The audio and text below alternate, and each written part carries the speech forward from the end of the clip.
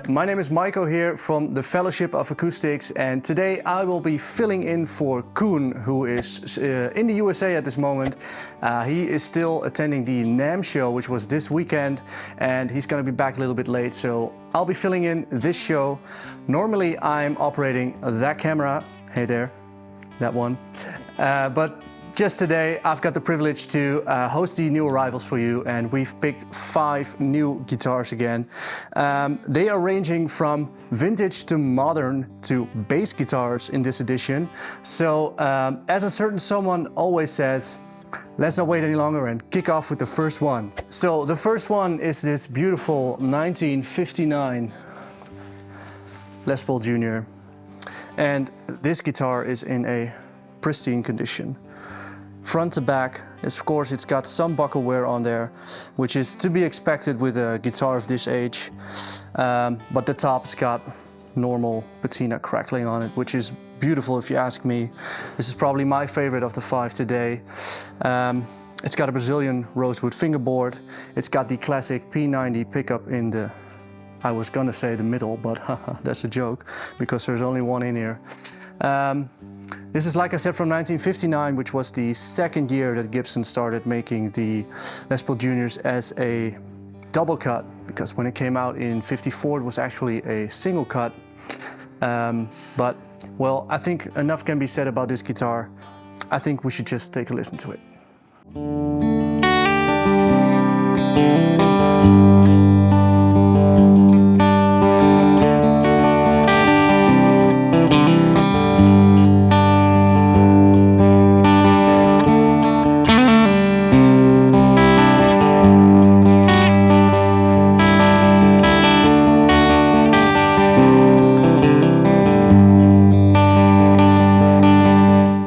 From vintage 1959 all the way into the, well, not the future, but to the present, we've got something very modern today, which is this Music Man Kaizen 7 in indigo blue finish.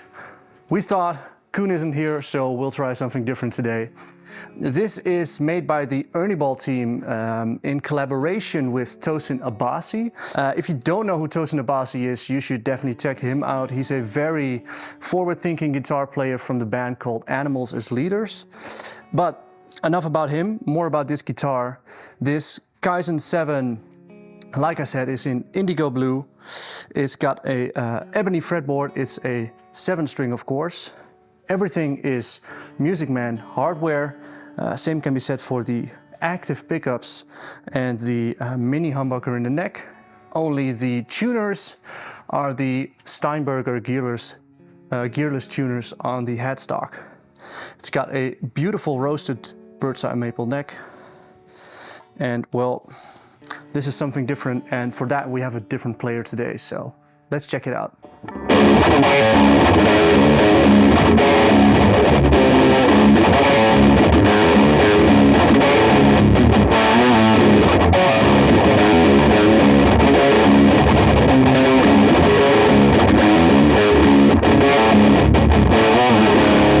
And the next one up is something we don't see too often in new arrivals, but it's a bass guitar.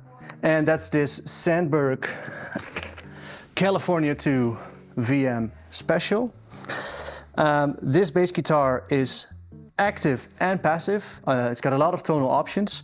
So this switch right here lets you switch between the active and the passive pickup. Beautiful tone woods. It's got a Macassar ebony top on here. It's got a Powell ferro fingerboard, and on the back of this bass, beautiful mahogany back, 6-point neck joint for extra stability, and it's got a maple neck. I'll be honest, I'm a guitar player. I don't have too much to say about bass guitars, but our man Chris, he can definitely play some demos, so let's check that out.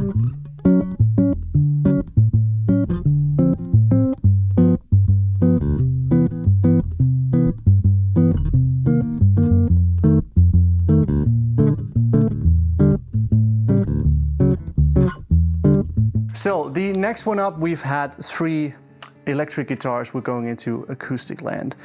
This is a Martin D45 custom from 2018. And this is a beautiful example, if you ask me, of Martin craftsmanship. The D45, if you don't know, was originally made in 1933 for Gene Autry on his request, and at that time it was the most luxurious guitar that he could order, so that's what he wanted. And well, if you look at this, you can definitely see what he ordered, because it's definitely still one of the most luxurious guitars to look at, if you ask me. So as far as specs go, it's pretty classic Martin. The top is Adirondack spruce top. It's a beautiful piece. It's in a very good condition. There is just one little notch right there. I don't even know if you can see it. I didn't see it at first until I held it in the light. It's got an ebony fingerboard and it's got an ebony bridge on there. And on the back here we have some beautiful Madagascar rosewood. It's also the same wood that's on the sides. Originally this would be Brazilian rosewood, but nowadays this is Madagascar rosewood, mahogany neck. And yeah, one more thing maybe I suddenly think about is that this guitar has the forward shifted X bracing, which means that there's a little bit less tension actually on the body, which allows for a more resonating low end. And let's see how that sounds.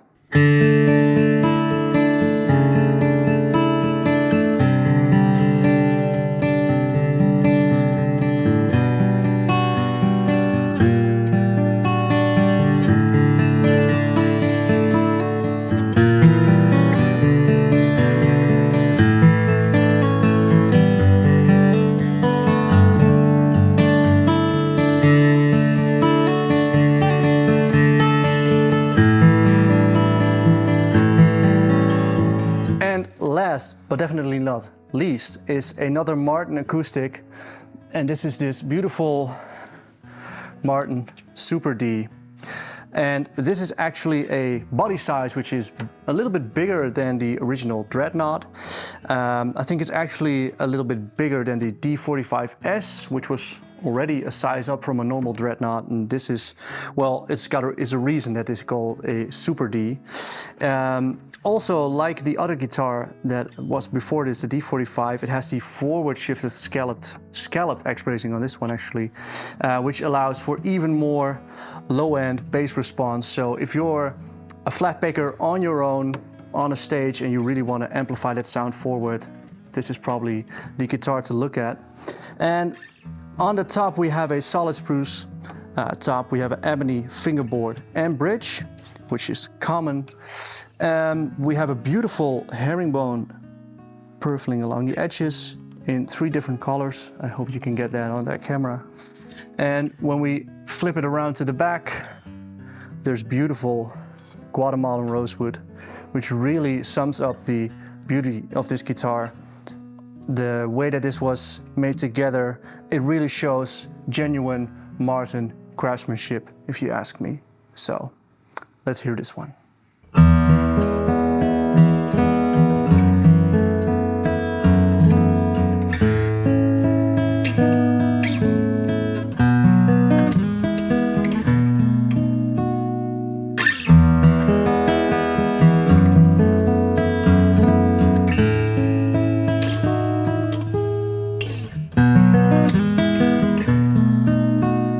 So that was it for this week.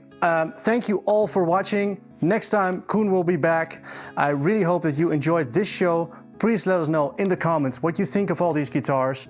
Was the modern one your pick? Was the vintage one your pick? Let us know. Thank you very much. My name was Maico and thank you for watching. Bye bye.